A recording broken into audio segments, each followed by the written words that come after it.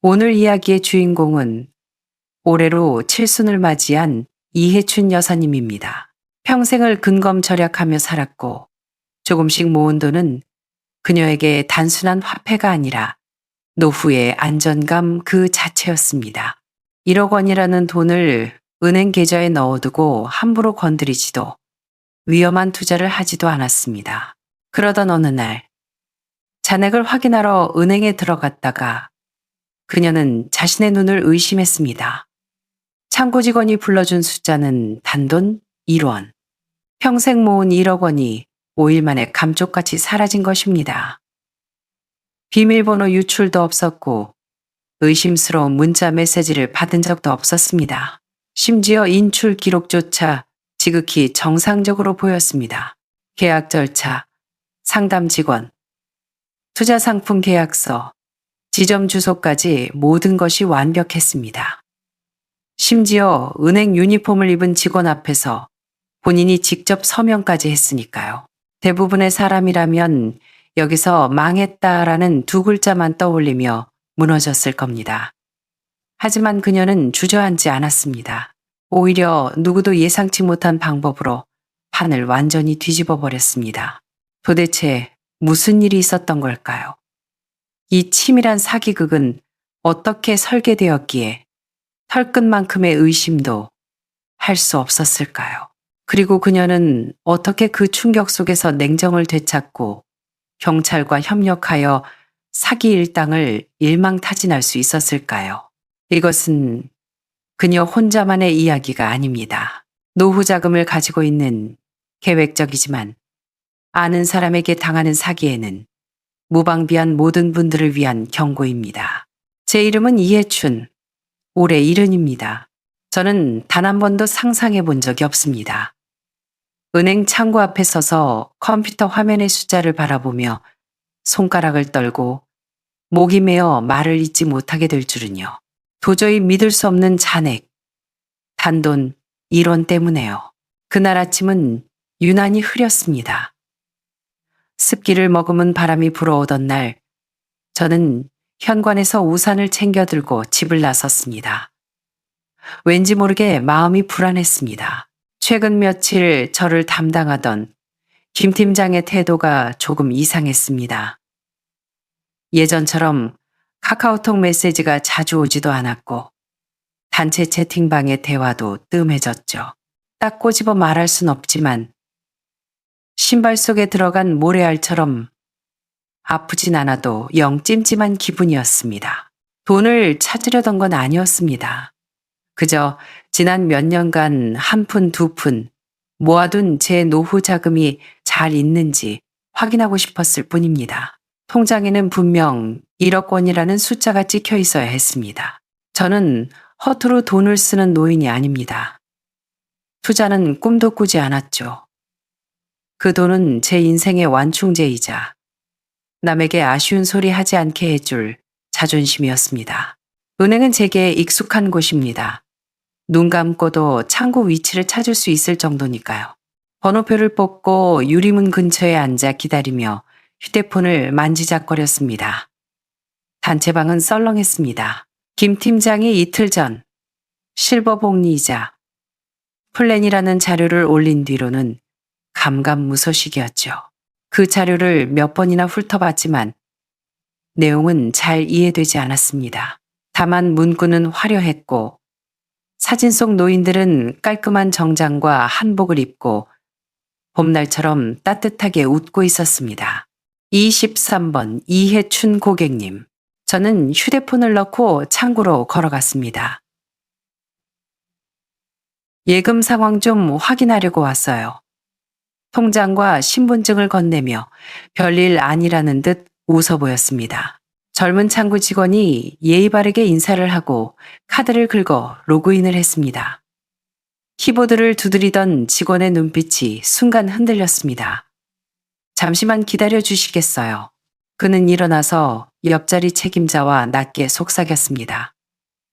책임자가 미간을 찌푸리더니 다가와 자리에 앉았습니다. 통장을 가져가 시스템을 다시 조작했습니다. 이해춘 고객님, 현재 계좌 잔액은 1원입니다. 저는 멍하니 되물었습니다. 얼마라고요? 1원입니다. 잘못 들은 줄 알았습니다. 그럴 리가 없어요. 여기 1억 원이 들어있는데 책임자는 저를 바라보며 차분하지만 조심스러운 어조로 말했습니다. 시스템상 5일 전에 전액이 이체되었습니다. 총 금액 1억 원입니다. 찬물을 뒤집어 쓴 기분이었습니다. 5일 전이라니요. 말도 안 돼요. 난 이체한 적 없어요. 평생 이체 같은 건 해본 적도 없다고요. 기록상으로는 고객 본인이 인증하고 처리한 것으로 나옵니다. 책임자는 고개를 돌려 옆에 있던 직원에게 지점장님을 모셔오라고 눈짓했습니다. 입술이 바짝바짝 마르고 손가락이 저절로 탁자를 긁어댔습니다. 저는 어린애가 아닙니다. 은행이 내 돈을 맘대로 건드리지 않는다는 것쯤은 압니다. 만약 정말 이체가 됐다면 내가 사기를 당했거나 나도 모르는 사이에 무슨 짓을 했다는 뜻이겠죠. 하지만 그럴 리가 없습니다. 저는 그 돈을 인출한 적도 이체 버튼을 누른 적도 없습니다. 실수할까봐 무서워서 폰뱅킹도 안 쓰고 오직 은행 창구만 이용하는 사람입니다. 무슨 말이라도 하고 싶었지만 목구멍이 꽉 막힌 듯 했습니다.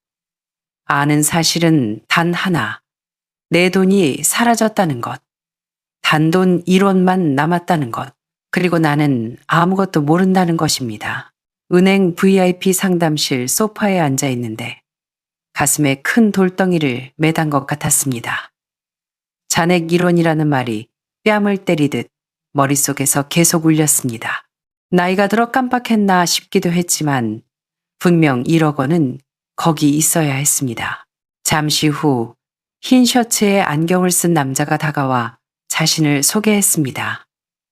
안녕하십니까, 이해춘 고객님. 이 지점의 부지점장 방석훈입니다. 창구에서 보고를 받고 왔습니다.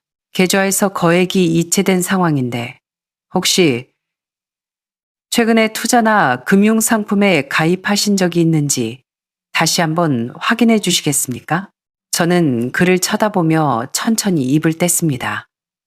아니요, 저는 그냥 예금 확인하러 온 거예요. 그런데 1원밖에 없다니. 전 이체한 기억이 없어요. 그는 태블릿 PC를 두드리더니 말했습니다. 시스템 기록을 보면 5일 전 1억 원 전액이 이체되었습니다. 거래 장소는 저희 제휴자산관리센터로 되어 있고요. 담당자는 장신의 대리로 기록되어 있습니다. 제 등줄기가 뻣뻣해졌습니다. 장신혜요. 그가 저를 쳐다봤습니다. 이 이름 기억나십니까? 저는 고개를 끄덕였습니다. 기억나요. 저를 상담해준 아가씨였어요. 남색 유니폼을 입었고 명찰도 달고 있었고요. 아주 친절했어요. 부지점장은 전화를 걸었습니다. 그럼 본인을 불러 확인해드리겠습니다. 약 5분 후 은행 유니폼을 입은 젊은 여직원이 다가와 웃으며 인사했습니다. 안녕하세요, 이 어머님. 장신혜입니다. 확인하실 게 있다고 들었습니다. 그 여자를 보자마자 머릿속에서 뭔가 툭 하고 끊어지는 소리가 났습니다. 아니었습니다. 그날 제가 만난 그 사람이 아니었어요. 당신은 지난주에 나 만난 장대리가 아닌데 그녀가 당황하며 말했습니다. 저는 이 지점 신탁부의 유일한 장신혜인데요. 저는 눈을 크게 떴습니다. 아니야. 지난주에 날 상담해준 장신혜는 키도 더 크고 피부도 더 하얗고 머리도 약간 웨이브진 파마머리였어. 향수 냄새도 났고 방 부지점장의 얼굴색이 변했습니다. 고객님, 방문하신 게 정확히 언제입니까? CCTV를 돌려보겠습니다.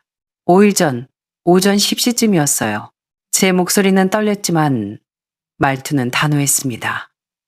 방 부지점장은 즉시 우리를 백오피스로 안내했고 직원을 불러 CCTV 화면을 띄웠습니다. 화면은 5일 전 오전 10시 12분에 멈췄습니다. 화면 속에 저는 상담실에 앉아 웃으며 서류를 보고 있었고, 제 맞은편에는 남색 유니폼을 입은 한 여자가 앉아 있었습니다. 그녀는 은행 로고가 박힌 파일철을 꺼내 한 장 한 장 설명하고 있었습니다. 저는 화면을 가리켰습니다. 맞아요. 저 여자예요. 지금 내 앞에 있는 장신혜 씨가 아니라고요. 잠깐 멈춰봐요. 방 부지점장이 낮게 말했습니다. 화면이 정지되자 방 부지점장의 표정이 굳어졌습니다. 이 사람, 우리 직원이 아닙니다. 제가 고개를 쌩 돌려 그를 쳐다봤습니다. 그게 무슨 소리예요? 저희 내부 직원은 출입 카드 기록이 다 남습니다. 이 시간대에는 여기 계신 진짜 장신의 대리만 근무 중이었습니다. 화면 속 여자는 입사 기록도 출입 등록도 없는 사람입니다. 진짜 장신혜 씨의 얼굴도 사색이 되었습니다. 저 유니폼은 우리 은행 건데 저는 저 사람 본 적도 없어요. 저는 의자 팔걸이를 꽉 쥐었습니다. 등 뒤로 식은땀이 흘렀습니다. 그럼 가짜라는 말인가요? 방 부지점장이 무겁게 고개를 끄덕였습니다. 계획적인 신분 도용이 의심됩니다. 가짜 유니폼을 입고 상담 구역에 들어와 은행 절차를 위조해서 고객님이 이체를 하도록 유도한 것 같습니다. 혀가 굳어 말이 잘 나오지 않았습니다. 은행 관리가 이렇게 허술해요. 즉시 상부에 보고하고 경찰에 신고하겠습니다. 죄송합니다. 목이 타들어가고 머릿속에는 단 하나의 문장만 맴돌았습니다. 속았다. 그것도 내 발로 걸어 들어가서 기분 좋게 속아버렸다. 이를 악물었습니다. 목소리는 의외로 차분하게 나왔습니다. 경찰 불러요. 지금 당장. 경찰서 앞 벤치에 홀로 앉아 꺼진 휴대폰 화면을 쥐고 있었습니다. 차마 잠금 버튼을 누를 수가 없어 채팅 기록을 열어 한 페이지씩 올려다봤습니다. 제 가계부를 들여다보듯 꼼꼼히 모든 캡처 사진, 음성 메시지, 말 한마디 한마디가 이제 보니 나를 가두기 위해 박아놓은 모처럼 보였습니다. 저는 쉽게 속는 사람이 아닙니다. 시장에서 콩나물 하나를 사도 세 군데는 비교해보고 사는 사람입니다. 돈 문제라면 더더욱 그렇고요. 예전에도 누가 보험이니 투자니 권하면 고개를 절레절레 흔들던 저였습니다. 처음 은퇴자금 재테크 교류방에 들어갔을 때도 저는 아무 말 없이 지켜보기만 했습니다. 파란 배경의 흰 글씨, 시니어 전용 안전복리라는 프로필 사진이 마치 정부 공식 프로그램처럼 보였습니다. 채팅방 사람들은 말이 청산유수였습니다. 김 팀장님 감사합니다. 3개월 만에 첫 배당금 받았어요. 돈이 꼬박꼬박 들어오니 안심이 되네요. 우리 엄마가 원래 의심이 많은데 매달 60만 원씩 들어오는 거 보고 이제야 마음 놓으시네요. 하하, 너무나 자연스러웠습니다. 마치 우리 아파트 경로당에서 노인들이 나누는 수다 같았습니다. 저는 정말로 이게 은퇴한 노인들이 서로 돕는 모임인 줄 알았습니다. 그때 김 팀장이라는 사람이 개인 메시지를 보내왔습니다. 이 어머님 안녕하세요. 상담 담당 김준성입니다. 최근에 말씀이 없으셔서 혹시 도울 일이 있나 여쭤봅니다. 그의 말투는 부드러웠습니다. 강요도, 유도도 없었습니다. 그저 천천히 말문을 트며 자신도 금융을 모르는 어머니를 위해 공부를 시작했다고 했습니다. 저희 어머니도 처음엔 안 믿으셨어요. 다 사기라고. 그런데 나중에 직접 계약서랑 배당 들어오는 거 보시고 안심하셨죠. 이건 원금 보장의 이율이 고정된 상품입니다. 위험한 주식 같은 게 아니에요. 바로 답하지 않았습니다. 친구 추가는 했지만 음성 메시지엔 대꾸하지 않았죠. 그러자 그가 제 마음을 흔드는 행동을 했습니다. 시니어 전용 재테크 백서라는 PDF 파일을 보내온 겁니다. 그렇게 정교한 금융 문서는 처음 봤습니다. 표지 디자인, 아이콘, 그래프, 그리고 오은행 협력기관 공동발행이라는 문구와 도장까지. 전자 도장인지 진짜인지 구분이 안 갔지만 아주 공식적으로 보였습니다. 그래도 저는 움직이지 않았습니다. 며칠 동안 그도 재촉하지 않았습니다. 그저 아침 저녁으로 문안 인사를 하고 기초적인 금융 상식을 보내줄 뿐이었죠. 가장 기억에 남는 말은 이것이었습니다. 이 어머님, 은퇴하면 그냥 쉬어야 한다고들 하죠. 하지만 우리는 젊은이들보다 더 현명하게 자산을 지킬 수 있습니다. 모험이 아니라 깨어있는 선택을 하는 겁니다. 그 말들은 기름지지도 가식적이지도 않았습니다. 오히려 욕심내지 말라고 저를 타이르는 것 같았습니다. 나중에 그가 부안신탁 2024년 2분기 고객 연말 배당표라며 캡처 사진을 보냈습니다. 흐릿하게 처리된 이름들 사이에 이진 8천만 원 투자, 9,100만 원 회수라는 줄이 보였습니다.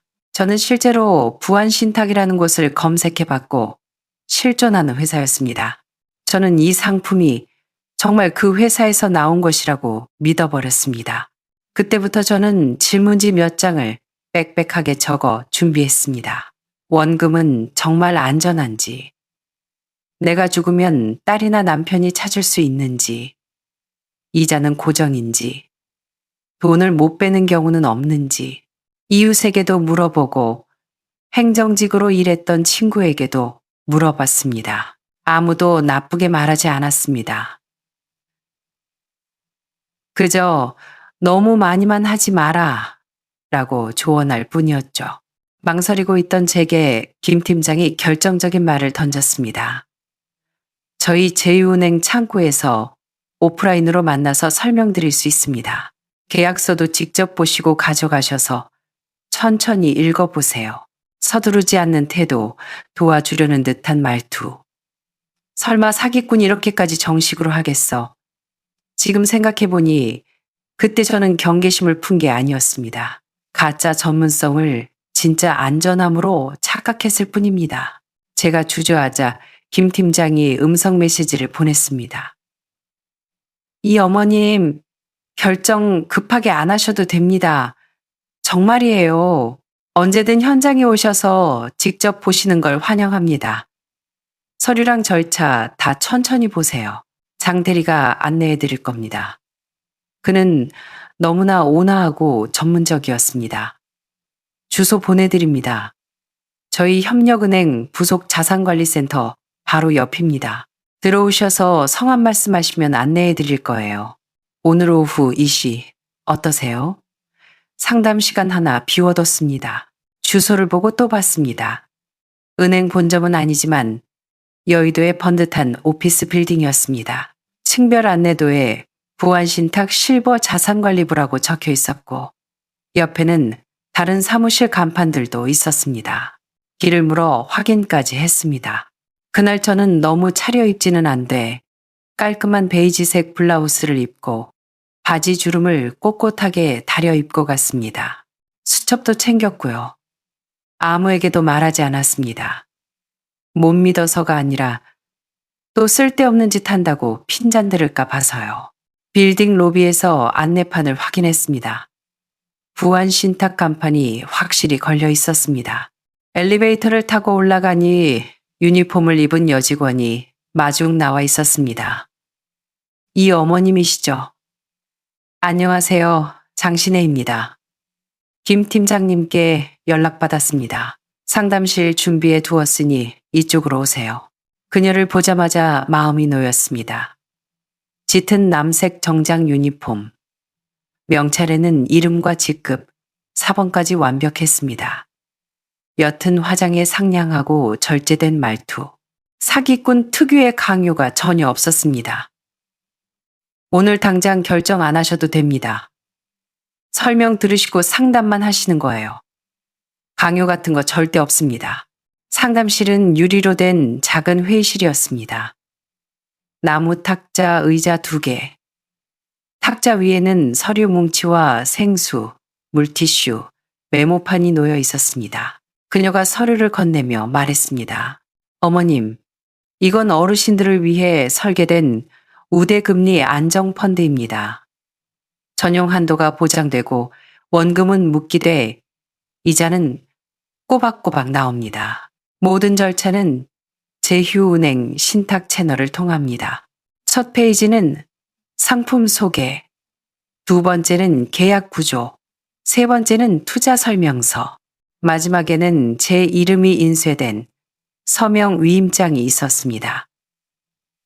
제 이름이 벌써 인쇄되어 있네요.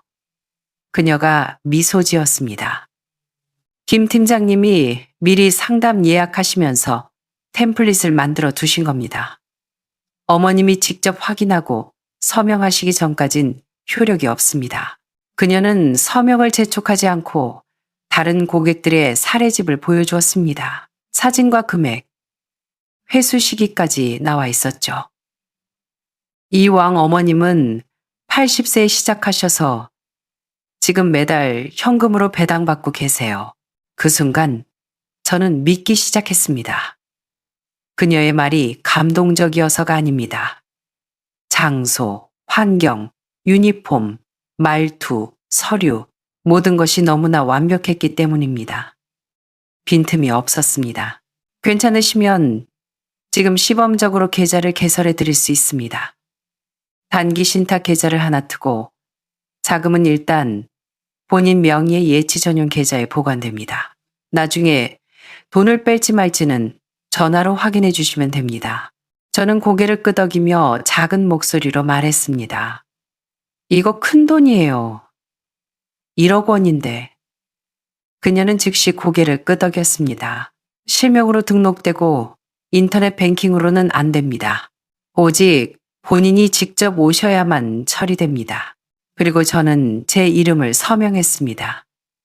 그때까지만 해도 저는 제가 돌다리도 두들겨보고 아주 신중한 결정을 내렸다고 생각했습니다. 나중에야 알았습니다.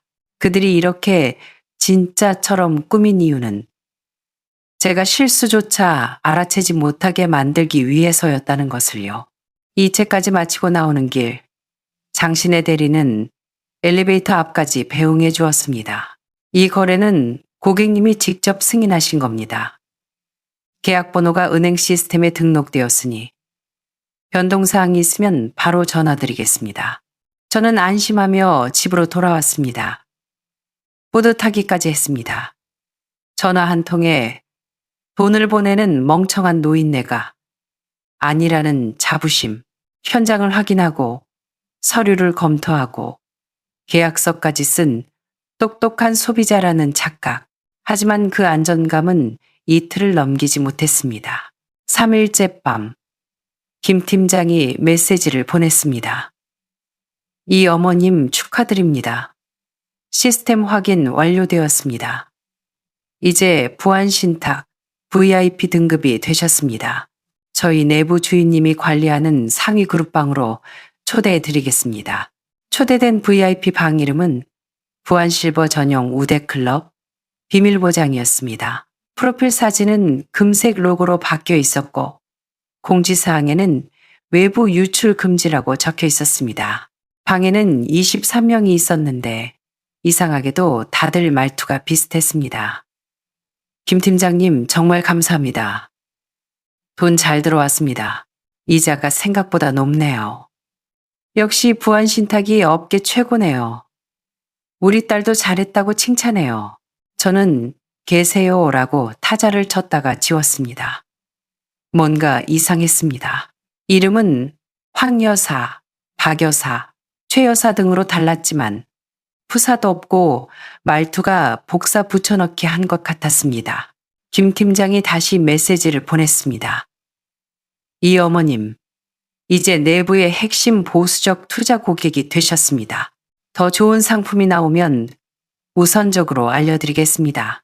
저는 감사합니다. 그런데 제 계약 번호 좀 확인할 수 있을까요? 라고 보냈습니다. 그는 1초 만에 답했습니다. 당연하죠. 하지만 그런 번호는 보안 사항이라 장 주임 쪽에서 관리합니다. 종이로 된 증서가 필요하시면 다시 방문 예약을 잡아드리겠습니다. 걱정 마세요. 그때부터 의심이 피어올랐지만 아직 공포까진 아니었습니다. 그런데 밤에 누워 채팅 기록을 다시 보다가 소름 끼치는 사실을 발견했습니다. 예전 공개 채팅방에서 김 팀장 최고, 우리 엄마가 안심해요라고 떠들던 그 익숙한 아이디들이 목록에 없었습니다. 멤버 수는 그대로인데 그 사람들은 다 알 수 없음으로 바뀌거나 방을 나간 상태였습니다. 심장이 덜컥 내려앉았습니다. 불안감은 불처럼 확 타오르는 게 아니라 창문 틈으로 들어오는 찬 바람처럼 스산하게 밀려왔습니다. 휴대폰을 껐지만 불안은 사라지지 않았습니다. 설마 나는 욕심부리지도 않았고 멍청하게 굴지도 않았는데. 하지만 지금 잔액 1원이라는 현실은 그 어떤 것보다 무겁습니다. 실수로 버튼을 잘못 누른 것도 길을 가다 넘어진 것도 아닙니다. 진짜보다 더 진짜 같은 가짜 시스템에 내 발로 걸어 들어가서 친절한 안내를 받으며 내 돈을 바친 겁니다. 그 서명 제가 했습니다. 그 서류 제가 넘겨봤습니다. 그날 유리창으로 쏟아지던 햇살, 장신혜의 그림자, 그녀가 웃으며 했던 말. 어머님, 참 현명한 선택하셨어요. 지금 생각해보니 그건 현명한 시작이 아니라 파멸의 시작이었습니다. 경찰서 천장은 시리도록 하얗더군요. 조사실 밖 벤치에 앉아 가방을 끌어안고 있었습니다. 무릎 위에는 거래 내역서 사본이 놓여 있었고요. 옆에는 딸 완선이가 앉아 휴대폰으로 급하게 이메일을 보내고 있었습니다. 회사에 반차를 내고 외투도 못 챙겨 입은 채 달려온 딸입니다. 젊은 형사가 말했습니다. 이런 수법 전형적이지만 아주 깔끔하게 처리했네요. 돈을 돌려받을 가능성은 장담 못합니다. 저는 고개를 끄덕였습니다. 엄마. 완선이가 고개를 들고 조용히 불렀습니다. 오빠한테는 당분간 말하지 말자. 알았지? 저는 망설이다 말했습니다. 어차피 알게 될 거야. 가족이잖아. 저는 휴대폰을 꺼내 아들 지훈이에게 전화를 걸었습니다. 여보세요? 지훈이의 목소리는 늘 그렇듯 피곤에 절어 있었습니다. 무슨 일이야? 지훈아, 나 사기당한 것 같다. 1억 원. 그 노후 자금이 다 빠져나갔어. 전화기 너머로 침묵이 흘렀고 곧이어 비명에 가까운 소리가 들렸습니다. 뭐라고? 금융투자라고 속여서, 은행 협력이라고 해서. 제가 더듬거리자 아들이 말을 잘랐습니다. 엄마는 그런 거 안 믿는다며. 제일 꼼꼼하다며. 아들의 목소리가 높아졌습니다. 도대체 어쩌다가 그런 거야? 1억이 네 집 개 이름이야? 그게 엄마한테 얼마나 중요한 돈인지 몰라. 알아. 우리가 지금 얼마나 힘든데. 대출금에 애들 학원비에. 나 매일 야근하는데 엄마가 도와주지는 못할 망정 이렇게 사고를 쳐. 할 말이 없었습니다. 내가 어떻게 하면 좋겠니? 지금 내려갈까? 오지 마. 와서 뭐하게? 나도 지금 머리 터질 것 같으니까. 아들이 한숨을 쉬더니 내뱉었습니다. 됐어. 나중에 다시 통화해. 전화가 끊겼습니다. 저는 고개를 숙이고 휴대폰을 가방 깊숙이 넣었습니다. 오빠가 뭐래? 완선이가 물었습니다. 바쁘대. 완선이는 더 묻지 않고 제 손등 위에 자기 손을 얹었습니다. 엄마, 오빠가 뭐라든 상관없어. 내가 끝까지 같이 알아볼게. 우리 같이 찾으면 돼. 저는 고개를 끄덕였습니다. 눈시울이 붉어졌지만 울지는 않았습니다. 가장 가까운 가족에게 받는 상처가 가장 아프지만 가장 추운 순간에 나를 잡아주는 것도 가족이라는 걸 느꼈습니다. 완선이와 경찰서를 나오니 해가 지고 있었습니다. 편의점 커피를 손에 쥐었지만 따뜻하지 않았습니다. 엄마, 경찰이 은행 CCTV랑 백오피스 기록 요청했으니까 기다려보자. 완선이는 제 휴대폰을 가져가 김 팀장과의 모든 대화 내용, 캡처 사진, 이체 알림, 공지사항 등을 수십 장 찍어 정리했습니다. 경찰 말이 이놈들 엄마를 꽤 오랫동안 지켜본 거래. 엄마 돈을 조금 뜯어내려는 게 아니라 통째로 삼키려고 작정한 거야.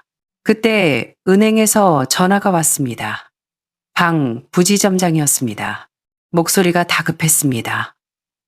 이해춘 고객님, 경찰 요청으로 시스템 로그를 뒤지다가 이상한 점을 발견했습니다. 자금이 이체된 날, 백오피스에 접속한 단말기가 저희 창구 정식 기기가 아니었습니다. 그게 무슨 소리예요? 은행 내부 단말기는 고유 번호가 있습니다. 그런데 그날 이체는 승인 번호가 없는 유령 단말기에서 이루어졌습니다. 즉, 누군가 불법 장비를 들고 와서 내부망에 접속했다는 뜻입니다. 완선이가 전화를 낚아챘습니다. 그럼 내부 공모자가 있거나 누군가 몰래 들어와서 조작했다는 거네요. 조사 중입니다만 그럴 가능성이 큽니다. 그리고 그날 가짜 장신애가 들어올 때 출입 게이트가 열린 기록이 있습니다. 누군가 문을 열어줬다는 거죠. 손이 떨렸습니다. 그럼 내가 만난 장신애가 가짜고 은행 안에도 한패가 있다는 거네요. 네, 조직적인 범죄입니다. 죄송합니다. 전화를 끊고 멍하니 서 있었습니다. 완선이가 낮게 말했습니다. 엄마, 이건 단순 사기가 아니야. 엄마가 속은 게 아니라 놈들이 엄마를 사냥한 거야. 엄마가 제일 안전하다고 믿었던 은행 안에서 다음날 오후 이씨 다시 은행으로 불려갔습니다. 방 부지점장 옆에는 형사 한 명이 앉아 있었습니다. 이해춘 씨, 방금 확인했는데 1억 원이 아직 대포통장 가교 계좌에 남아 있습니다. 형사의 말에 귀가 번쩍 뜨였습니다. 돈을 찾을 수 있다는 건가요? 범죄 조직은 보통 돈을 받으면 여러 계좌로 쪼개서 세탁한 뒤 해외로 빼돌립니다. 보통 3, 7일이 걸리는데 지금 5일째라 2차 계좌에 머물러 있습니다. 우리가 긴급 동결 조치를 신청했습니다. 언제 찾을 수 있나요? 법원 승인이 떨어져야 하고 놈들이 눈치채고 움직이면 놓칠 수도 있습니다. 저는 탁자 위에 놓인 CCTV 캡처 사진을 바라보았습니다. 가짜 장신의 앞에서 서명하고 있는 제 모습. 저건 서류가 아니라 제 인생을 건 도박판에 서명한 거였습니다. 형사가 말했습니다. 이놈들 아주 조직적입니다. 시나리오, 위조 서류, 은행 내부 시스템 접속 장비까지. 이건 보이스피싱 수준이 아니라 기업형 자금 세탁입니다. 그러니까 제가 바보라서 당한 게 아니라는 거죠. 네, 이해춘 씨는 시스템상 아무런 실수도 하지 않으셨습니다. 다만 그 시스템 자체가 조작된 무대였을 뿐입니다. 엄마, 완선이가 불렀습니다. 엄마가 그날 서명하고 와서 뭐라고 했는지 기억나? 나 참 똑똑하게 잘 처리했다고 했잖아. 지금 보니 그건 엄마가 속아 넘어간 게 아니라 놈들이 엄마가 안심할 때까지 완벽하게 연기를 한 거야. 그러니까 자책하지 마. 딸이 저를 똑바로 쳐다봤습니다. 그리고 지금 유일하게 증거를 가지고 있고 놈들을 잡을 수 있는 사람은 엄마뿐이야. 문득 옛날에 아이들을 가르칠 때 했던 말이 떠올랐습니다. 틀린 문제는 다시 풀면 오답이 아니라 실력이 된다. 이 1억 원 다시 찾아올 수 있을지도 모릅니다. 이 여사님, 형사가 조용히 제안했습니다. 이놈들, 눈치가 빨라서 계좌가 동결된 걸 알면 바로 잠수 탈 겁니다. 연락처 바꾸고 방 폭파하고 사라지겠죠. 그러면 못 잡습니다. 그럼 어떡해요? 우리랑 같이 덫을 놓으시죠. 저는 멈칫했습니다. 이미 성공한 물고기인 척하고 다시 접근하는 겁니다. 예를 들어 자금이 3억 원 정도 더 있는데 추가로 투자하고 싶다고 미끼를 던지는 거죠. 3억이나요. 물론 진짜 돈을 보내는 건 아닙니다. 놈들이 다시 밖으로 나오게 만드는 게 목적입니다. 잠시 고민하다가 고개를 끄덕였습니다. 해볼게요. 집에 돌아와 밥 한 그릇을 억지로 비웠습니다. 싸우려면 힘을 내야 하니까요. 거실 의자에 앉아 카카오톡을 켰습니다. 김 팀장의 채팅방, 5일째 답이 없는 그곳에 천천히 글자를 입력했습니다. 김 팀장님, 며칠 동안 자금을 좀 정리해 봤는데 3억 원 정도 여유가 더 생겼어요. 장기 투자로 묶어두고 싶은데 가능할까요? 전송 버튼을 누르고 화면을 노려보았습니다. 1분, 5분, 10분. 아무 반응이 없었습니다. 그런 매에 이미 도망갔나 싶어 심장이 타들어갈 때쯤 밤 10시 53분에 화면이 밝아졌습니다. 이 어머님, 지금 통화 가능하세요? 숨을 들이켰습니다. 바로 캡처해서 형사에게 보냈습니다. 물었다. 경찰의 지시대로 시간을 끌었습니다. 기술팀이 놈들의 위치를 추적할 시간을 벌어야 했으니까요. 저는 지금 밖이라 내일 아침에 통화하자고 음성 메시지를 보냈습니다. 그리고 이번에도 저번 그 장대리에게 상담받고 싶다고 익숙한 사람이 편하다고 덧붙였습니다. 김 팀장이 답했습니다. 걱정 마세요. 이번엔 더 높은 직급의 책임자가 상담해 드릴 겁니다. 절차는 똑같이 투명합니다. 계약은 저번처럼 은행센터에서 하나요? 당연하죠. 센터에서 오프라인으로 진행합니다. 금액이 크니까 이번엔 제가 특별히 본사 주임님을 모시겠습니다. 저는 메시지 하나하나를 캡처하며 차분해지는 것을 느꼈습니다. 이번에는 재테크를 하러 가는 게 아닙니다. 이 가짜 연극에 막을 내리러 그놈들을 무대 위로 끌어올리러 가는 겁니다. 내 1억 원, 그리고 나처럼 속아 피눈물을 흘렸을 수많은 노인들을 위해서 다음날 아침 7시 반, 가장 평범한 외투를 입고 머리는 대충 묶었습니다. 화장은 하지 않았습니다. 휴대폰 배터리 100%, 녹음기 켜짐, 위치 공유 켜짐, 옷 안쪽에는 경찰이 준 소형 마이크를 붙였습니다. 엄마, 들어가서 분위기가 이상하면 바로 당뇨 때문에 어지럽다고 하고 나와야 해. 알았지? 완선이가 옷깃을 여며주며 말했습니다. 무리하지 마. 알았어. 이건 단순한 시험이 아닙니다. 놈들도 의심하고 있을지 모릅니다. 김 팀장은 어제 갑자기 장소를 바꿨습니다. 이번에는 강남에 새로 오픈한 VIP 센터에서 뵙겠습니다. 시설이 훨씬 좋습니다. 경찰이 조회해보니 그 빌딩에는 부안신탁 사무실이 없었습니다. 임시로 빌린 세트장일 확률이 높았습니다. 형사는 말했습니다. 현장에 사복경찰 깔아뒀습니다.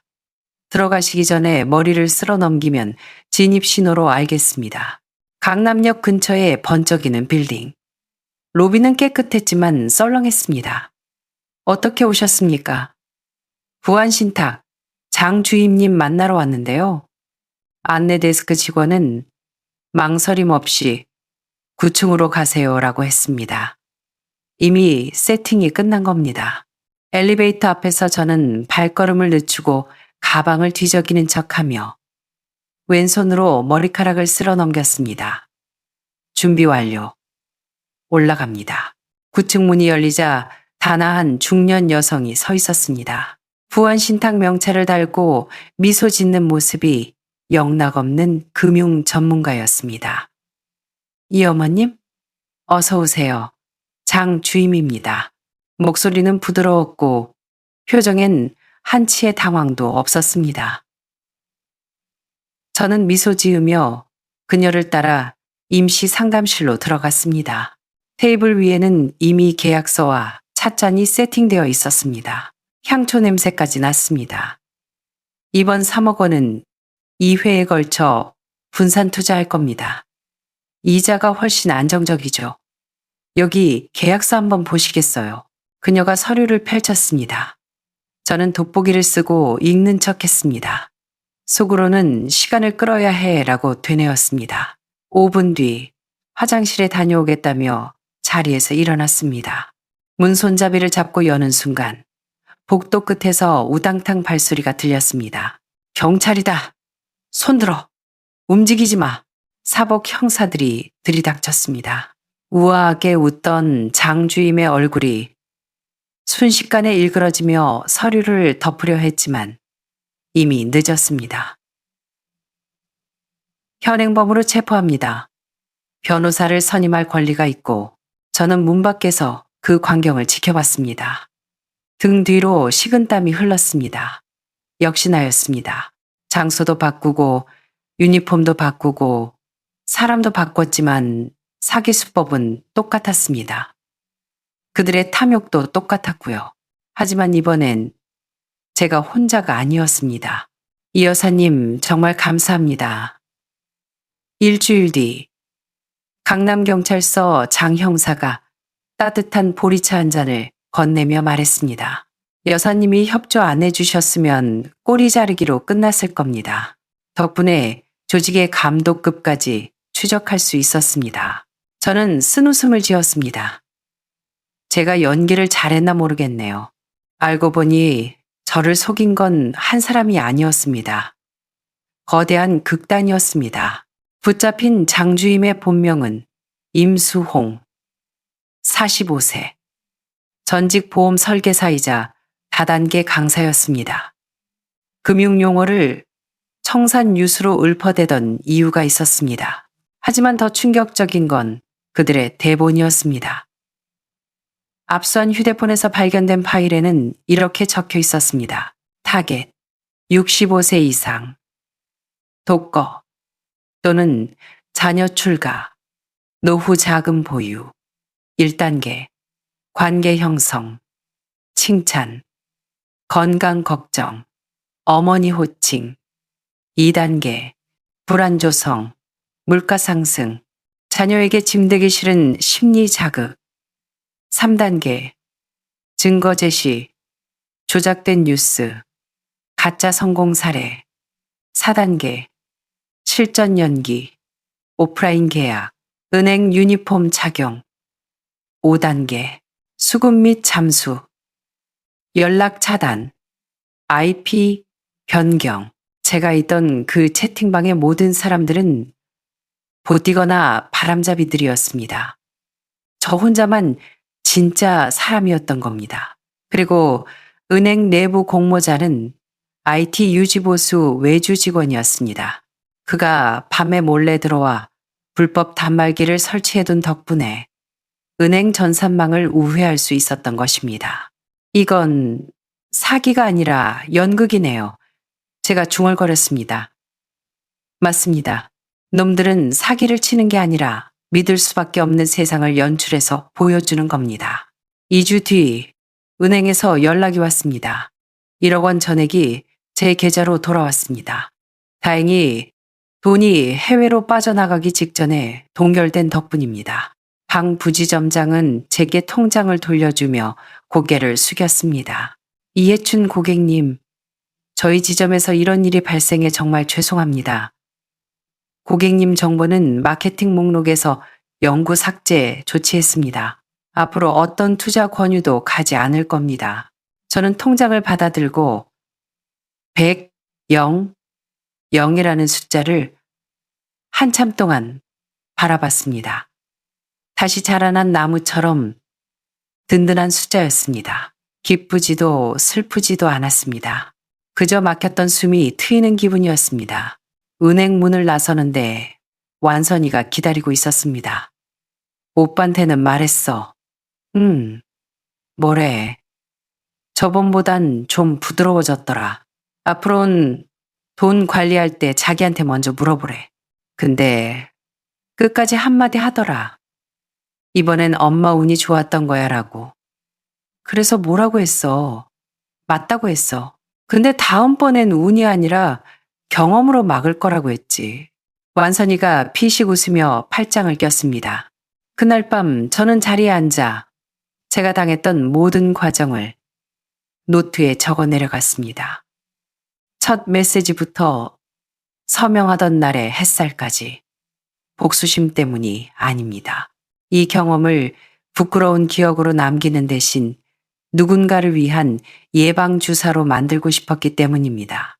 얼마 전 저는 노인복지회관 독서 모임에서 처음으로 마이크를 잡았습니다. 사기꾼들의 대본 4번을 들고 10여 명의 어르신들 앞에 섰습니다.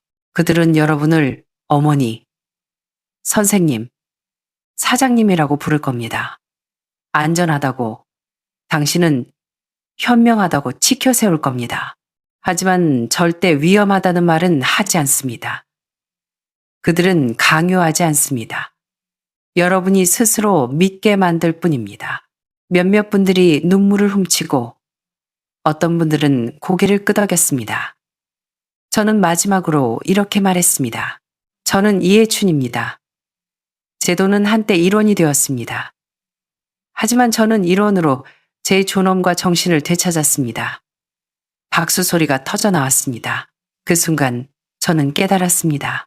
저는 피해자가 아니라 사기라는 병을 이겨내고 면역력을 얻은 생존자라는 것을요. 마지막으로 제 이야기를 들어주신 여러분께 3가지 당부를 드리고 싶습니다. 첫째, 카카오톡이나 밴드로 오는 재테크 권유는 절대 믿지 마십시오.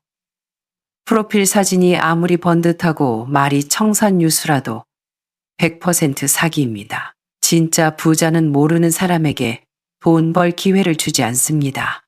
둘째, 조금 더 벌겠다고 안전한 돈을 이리저리 옮기지 마십시오. 투자를 안 하는 건 실패가 아닙니다. 내 돈을 지키는 것이야말로 진정한 승리입니다. 우리 나이에는 이자 낮은 정기예금이 세상에서 가장 정직한 효자입니다. 셋째, 혼자 결정하지 마십시오. 자식이 바빠 보이고 귀찮아 보여도 혹은 무시할까봐 겁나도 물어보십시오. 내가 늙어서 노망났나 라고 자책하지 마세요. 당신의 돈은 기다려주지 않지만 가족은 기다려줍니다. 통장 잔고가 1원이 되었을 때 저는 제 인생이 끝난 줄 알았습니다. 하지만 그 1원이 저를 살렸습니다. 돈은 잃을 수 있지만 판단력은 잃으면 안 됩니다. 한번 속을 수는 있지만 평생 자신을 속이며 살 수는 없습니다. 이 글을 읽는 당신도 혹시 안전하다는 말에 너무 안심하고 계시진 않나요? 우리가 원하는 건 기적이 아니라 오늘 저녁 다리를 뻗고 잘 수 있는 안심이어야 합니다. 여러분의 생각은 어떠신가요? 은행 유니폼을 입고 전문적인 용어를 쓰는 사람이 친절하게 다가온다면 당신은 의심할 수 있을까요? 이 영상을 주변의 부모님, 친구, 단톡방에 공유해 주세요. 당신의 공유 한 번이 누군가의 1억 원, 아니 누군가의 남은 인생을 구할 수도 있습니다. 구독과 좋아요, 공유 부탁드립니다. 감사합니다.